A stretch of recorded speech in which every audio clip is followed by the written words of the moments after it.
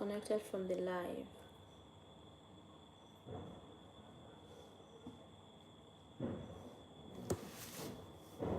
I wonder if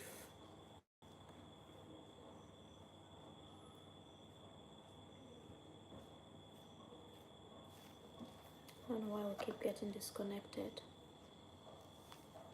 But let's continue from here, please. We're disconnected from the previous live again. And hi, welcome back. So we're told that in verse 30, Genesis 29:30, we're told that Jacob loved Rachel more than Leah. Okay, and I said that he did not love her at all. And verse 31 proves me right. It says that when the Lord saw that Leah was hated, he opened her womb. So Leah was hated. Her husband disliked her. Because first of all, she wasn't the one he wanted to marry. She was forced on him by deceit. She was forced on him through deceit. So I'm sure each time he remembered the fact that he had served 7 years, and instead of giving him Rachel, they gave Leah to him. All of that would have made him, even more angry, or hate Leah more. And we're told that when the Lord saw that Leah was hated, he opened her womb. But Rachel was barren. Now, I want to point out something here. Remember, initially when we were told that in verse 18, when we read that Jacob loved Rachel, I said we should keep that in mind. We're going to come back to it. And we have come back to it now. We're told that Rachel was barren. We see this same evil patterns of the bloodline. Now, mind you, Rachel was not barren because God closed her womb. I don't know if you get this. We're not told that God closed Rachel's womb. We're only told that God opened Leah's womb so that Leah became, very, very, very, very, she just kept on having, she was so extremely fertile. Extremely fertile. So even if she was supposed to have 2 kids, she ended up having, way, way, way, way more. But we're never told that God closed Rachel's womb. God did not close Rachel's womb. Okay. But we are told that Rachel was barren. So even if Jacob had not been married to Leah,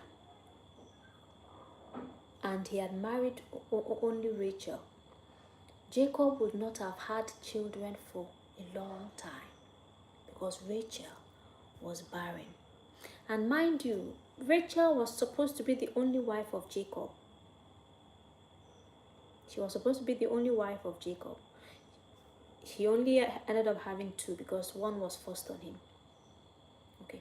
But Rachel was supposed to be the only wife of Jacob. And we're told that she was barren. Now, this is the 3rd generation, okay, we're experiencing barrenness. First, it was Sarah. Second, it was Rebecca. And now Rachel.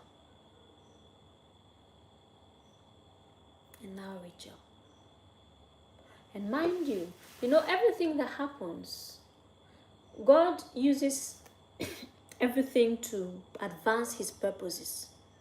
Because Jacob was supposed to have many children.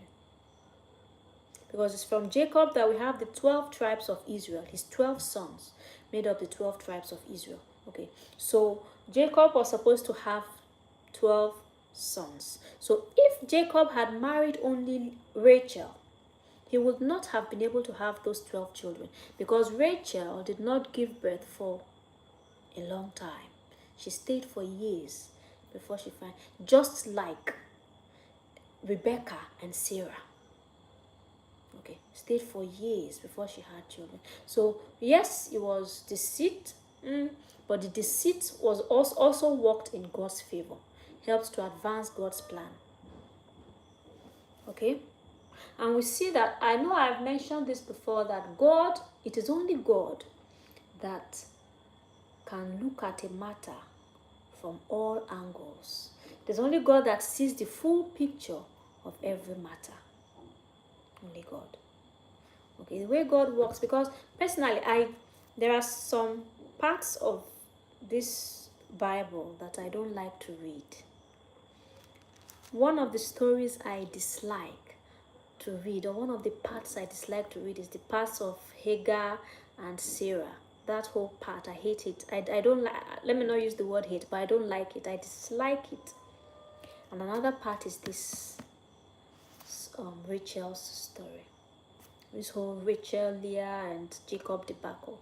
Okay, I I really I don't like to read, because of course I have my biases. Okay, personally, I feel like it was unfair to Rachel. It was unfair to her. She was a victim. Okay, she was a victim of tradition, of culture. She was powerless in a patriarchal society. Imagine the man who loves you and whom you love.